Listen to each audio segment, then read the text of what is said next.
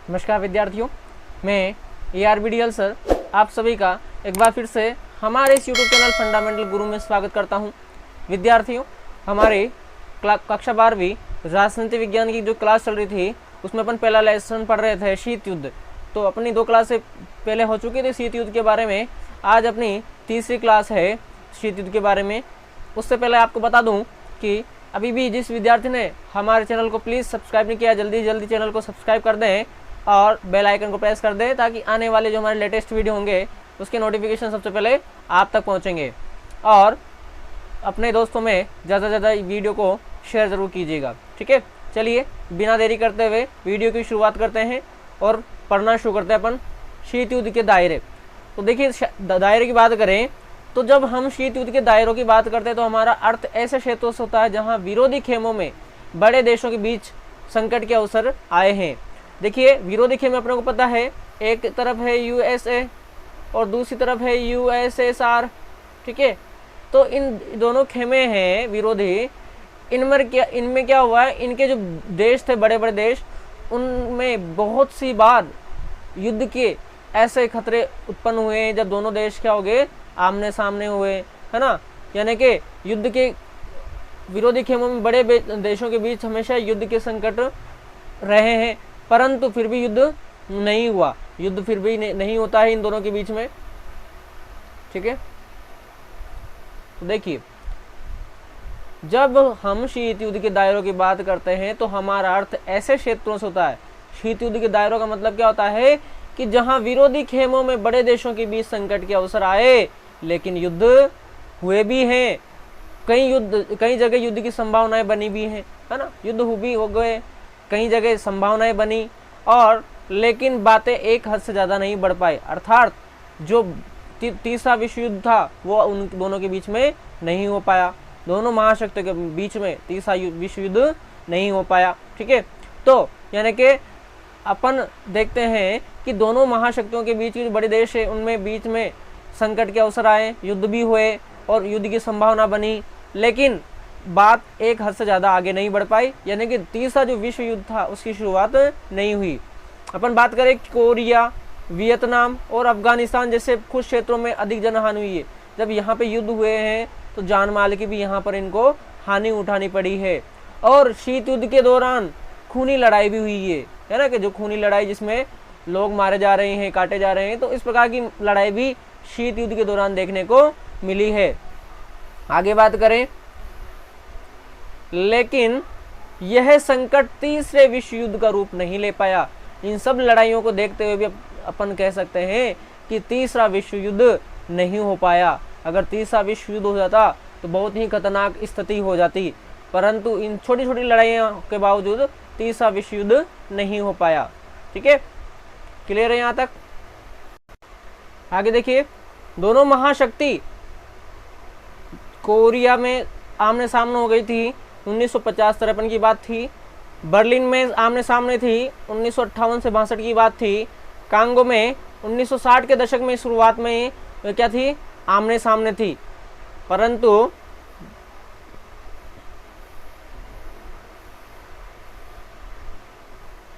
तथा अन्य जगहों पर सीधे मुठभेड़ की स्थिति हो चुकी थी। 3 जगह अपन ने देख ली।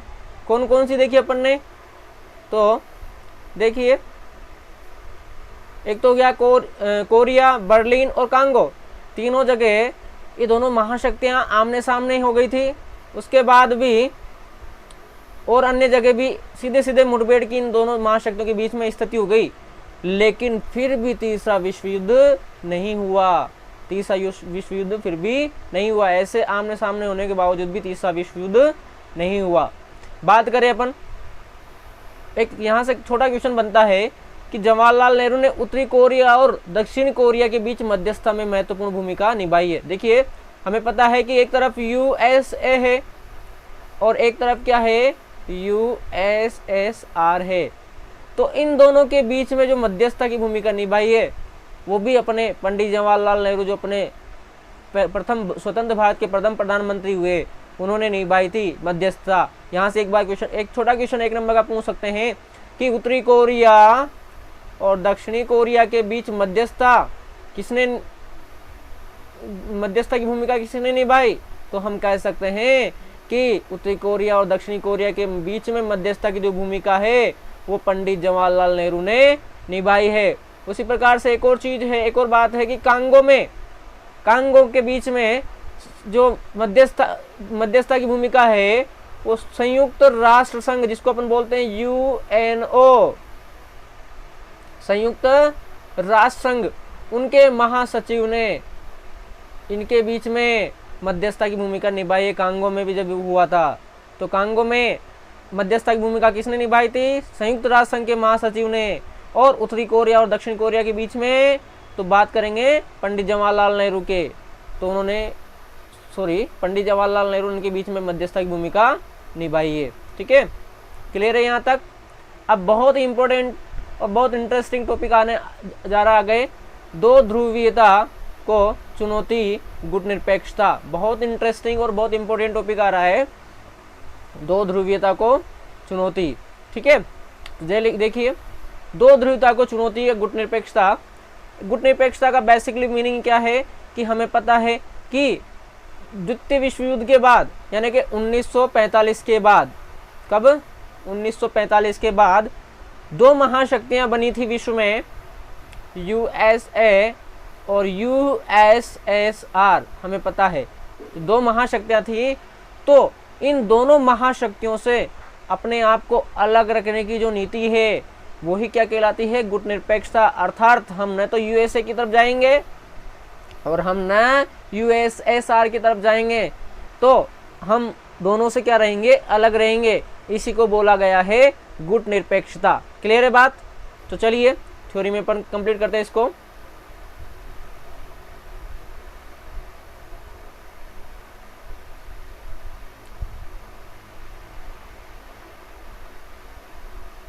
देखिए, दूसरे विश्व युद्ध के बाद दोनों महाशक्तियों ने दुनिया को दो खेमों में बांट दिया। हमें पता है कि दूसरा विश्व युद्ध 1945 के बाद में दुनिया दो खेमों में बट गई थी, एक पूर्वी खेमा और एक पश्चिमी खेमा। पूर्वी खेमे में कौन था? यूएसएसआर था, और पश्चिमी खेमे में कौन था? यूएसए था। ऐसे में न स्वतंत्र देशों के सामने फिर से गुलाम हो जाने का खतरा आ गया। अब जो छोटे छोटे देश थे जो अभी अभी आज़ाद हुए थे, अब बात करें आज़ादी की तो 1947 में अपना भारत आज़ाद हो गया था और 1948 में श्रीलंका आज़ाद हो गया था। तो इस प्रकार से 45 से लेकर 60-62 तक बहुत सारे देश क्या हुए? स्वतंत्र हुए। तो अभी अभी तो उन्होंने क्या करी? स्वतंत्रता पाई है। और अगर ये वापिस से इन गुटों में शामिल हो जाते, इन खेमों में शामिल हो जाते हैं, तो वापिस क्या हो जाएंगे? गुलाम हो जाएंगे। तो उन्होंने क्या करा? गुलाम होने का खतरा उनको महसूस हुआ। ऐसी परिस्थितियों में कुछ देशों ने दोनों गुटों से अलग रहने का फैसला ले लिया कि हम दोनों गुटों से क्या करेंगे? अलग रहेंगे, हम दोनों गुटों में शामिल नहीं होंगे। ऐसा फैसला उन्होंने लिया। इसे गुटनिरपेक्ष आंदोलन के नाम से जाना जाता है। क्या कहते हैं इसको? गुटनिरपेक्ष आंदोलन भी कहते हैं, या इसको गुटनिरपेक्षता कहते हैं। यानी कि ऐसी स्थिति जब हम दोनों गुटों से अलग रहने के फैसला लेते हैं उसको ही क्या कहते हैं? गुटनिरपेक्षता कहते हैं। अर्थात किसी भी गुट के साथ नहीं रहना ही क्या कहलाता है? गुटनिरपेक्षता कहलाता है। चलिए बात करें तो गुटनिरपेक्ष आंदोलन की नींव 1955 में बांडुंग सम्मेलन में पड़ चुकी थी। जो बांडुंग सम्मेलन हुआ था 1955 में, वहां पर गुटनिरपेक्ष आंदोलन की नींव पड़ चुकी थी, शुरुआत हो चुकी थी। ठीक है, क्लियर है यहाँ तक? चलिए आगे बढ़ते हैं। देखिए, गुटनिरपेक्ष आंदोलन के संस्थापक नेता, तो जो मुख्य रूप से जब सबसे पहले गुटनिरपेक्ष आंदोलन हुआ तो 3 देश थे मुख्य रूप से, भारत, मिस्र और यूगोस्लाविया। 3 सबसे पहले थे, परंतु उसके बाद में 2 देश इंडोनेशिया और घाना ने भी इसका क्या कर दिया था? समर्थन कर दिया था। तो अपने को देखना इनके संस्थापक नेता तो भारत के कौन थे? पंडित जवाहरलाल नेहरू। मिस्र के कौन थे? Gamal Abdul Nasser. और यूगोस्लाविया कौन थे? Joseph Broz Tito. या इनको अपन सिंपल से समझ सकते हैं कि नेहरू, नासिर और टिटो। इनका अपन एक बेसिकली याद कर सकते हैं कि गुटनिरपेक्ष आंदोलन के संस्थापक नेता मुख्य रूप से कौन थे? पहले 3 तो नेहरू, नासिर, टिटो, अच्छे से याद हो जाएगा। और ये कब बने थे? 1956 में।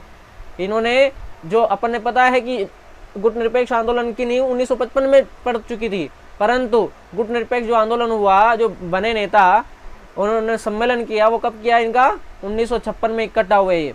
और इंडोनेशिया कौन थे? सुकर्णो। और घाना कौन थे? वामे एनेक्रुमा। कौन थे? वामे एनेक्रुमा। तो इस प्रकार से अपने को याद रखना है कि तो गुटनिरपेक्ष आंदोलन के संस्थापक नेता कितने रहे हैं? 5 नेता रहे हैं। 3 तो आपको अच्छे से याद हो जाएंगे, नेहरू, नासिर, टीटो। नेहरू कौन थे? भारत के।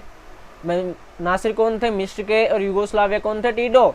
ये 1956 की बात हो रही है। और 2 और इंडोनेशिया और घाना। इंडोनेशिया के सुकर्णो और घाना के वामे एनेक्रुमा। ठीक है, चलिए आगे बात करते हैं। गुटनिरपेक्ष आंदोलन का पहला सम्मेलन बहुत इंपॉर्टेंट है, यहाँ से आपके क्वेश्चन पूछ सकता है। तो आपको याद रखना है गुटनिरपेक्ष आंदोलन का पहला सम्मेलन 1961 में बेलग्रेड में हुआ था। कहाँ हुआ था? 1961 में बेलग्रेड में हुआ था। और इसमें 25 सदस्य देश थे। कितने सदस्य देश थे? 25 सदस्य देश गुटनिरपेक्ष आंदोलन में का जो सम्मेलन था उसमें शामिल हुए थे। चलिए आगे बढ़ते हैं। अब बात करें गुटनिरपेक्ष आंदोलन का 14वां सम्मेलन। तो 14वां सम्मेलन सन 2006 में हवाना, जो कि कहाँ पे है? क्यूबा में है। इसमें 116 सदस्य देश थे और 15 पर्यवेक्षक देश रहे इसमें। ठीक है, तो ये आपको मोटा मोटा जानकारी याद रखनी है। और आगे बढ़ते हैं हम लोग। नमस्कार विद्यार्थियों, मैं ARBDL सर आप सभी का एक बार फिर से हमारे इस YouTube चैनल फंडामेंटल गुरु में स्वागत करता हूं। विद्यार्थियों, हमारे कक्षा 12वीं राजनीति विज्ञान की जो क्लास चल रही थी उसमें अपन पहला लेसन पढ़ रहे थे शीत युद्ध। तो अपनी 2 क्लासें पहले हो चुकी थी शीत युद्ध के बारे में। आज अपनी तीसरी क्लास है शीत युद्ध के बारे में।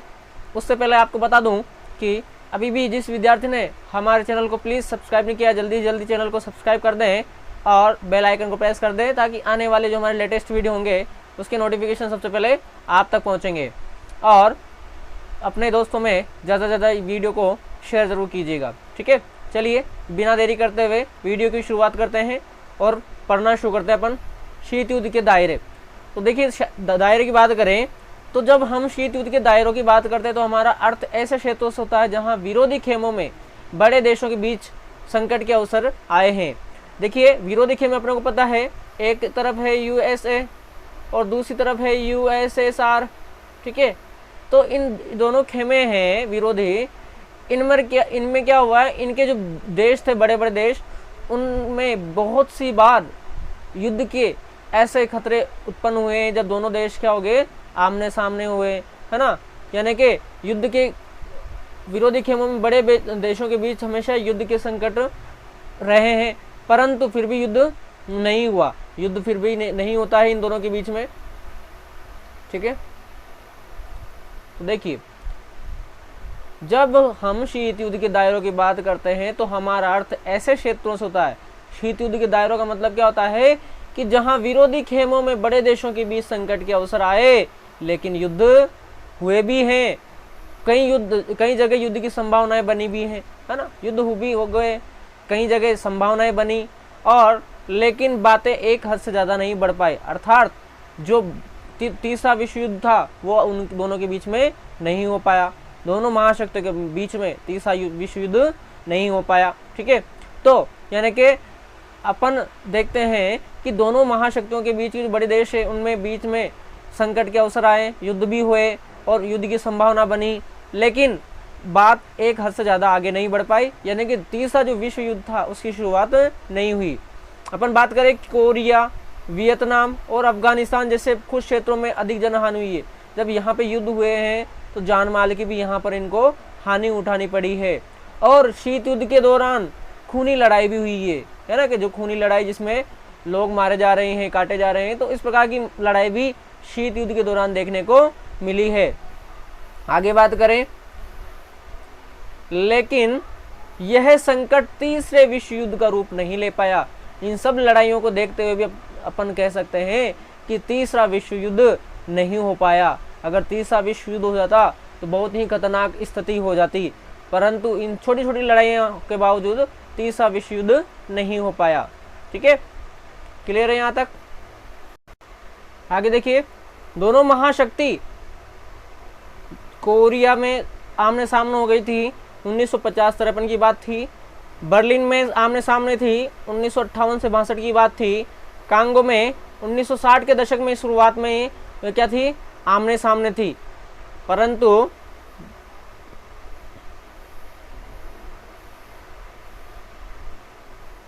तथा अन्य जगहों पर सीधे मुठभेड़ की स्थिति हो चुकी थी।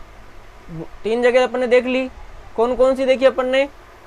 तो देखिए, एक तो हो गया कोरिया, बर्लिन और कांगो।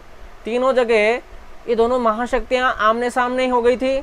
उसके बाद भी और अन्य जगह भी सीधे सीधे मुठभेड़ की इन दोनों महाशक्तियों के बीच में स्थिति हो गई, लेकिन फिर भी तीसरा विश्व युद्ध नहीं हुआ। तीसरा विश्व युद्ध फिर भी नहीं हुआ। ऐसे आमने सामने होने के बावजूद भी तीसरा विश्व युद्ध नहीं हुआ। बात करें अपन, एक यहाँ से छोटा क्वेश्चन बनता है